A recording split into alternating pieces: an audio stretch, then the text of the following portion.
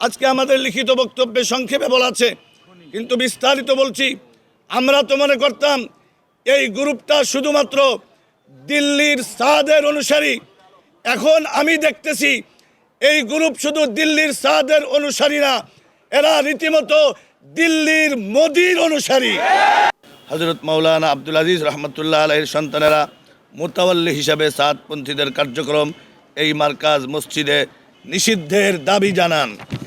এমত অবস্থায় আমরা খুলনা মার্কাজ মসজিদে সন্ত্রাসী সাদপন্থীদের যাবতীয় কার্যক্রম স্থায়ীভাবে নিষিদ্ধ করে লিখিত নির্দেশ জারি করার জন্য বাংলাদেশ সরকার ও খুলনার স্থানীয় প্রশাসনের নিকট জোর দাবি জানাচ্ছি।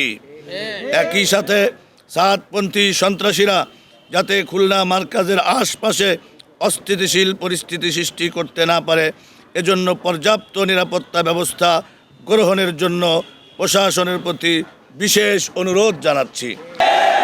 শেষ কথা হলো, যেই সম্প্রদায় একজন ব্যক্তি বিশেষকে প্রধান মনে করে এবং এদেশের আলেম সমাজকে, এদেশের নিরীহ তবলিগের সাথীদের উপরে একেবারে গভীর রজনীতে অতর্কিত হামলা করে, যারা মানুষকে পঙ্গু করে, চারজন ভাইকে শহীদ করে, এরা সন্ত্রাসী ছাড়া আর কি হতে পারে?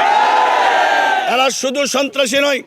আজকে আমাদের লিখিত বক্তব্যে সংক্ষেপে বলা আছে, কিন্তু বিস্তারিত বলছি। আমরা তো মনে করতাম এই গ্রুপটা শুধুমাত্র দিল্লির সাদের অনুসারী। এখন আমি দেখতেছি এই গ্রুপ শুধু দিল্লির সাদের অনুসারী না, এরা রীতিমতো দিল্লির মোদির অনুসারী। জুমার সময় মসজিদের গেট বন্ধ করে দেওয়া হয়েছে, এটা দুঃখজনক। এটা ইসলামের জন্য, এটা আমাদের জন্য সুখের কোনো বার্তা দেয় না। তবে বাধ্য হয়েছি। বাংলাদেশের ইতিহাসে পিলখানা হত্যাকাণ্ড, শাপলার হত্যাকাণ্ড, 2021-এর হত্যাকাণ্ড, 24-এর টঙ্গী ময়দানের হত্যাকাণ্ড এবং 2 দিন আগে ঘটে যাওয়া ঢাকার সচিবালয়ের অগ্নিকাণ্ড, এই সব হত্যাকাণ্ড আমরা মনে করি একই সূত্রে গাঁথা। এই দেশকে অস্থিতিশীল করবার জন্য, এই দেশকে অকার্যকর করবার জন্য এই সমস্ত ষড়যন্ত্র করা হচ্ছে।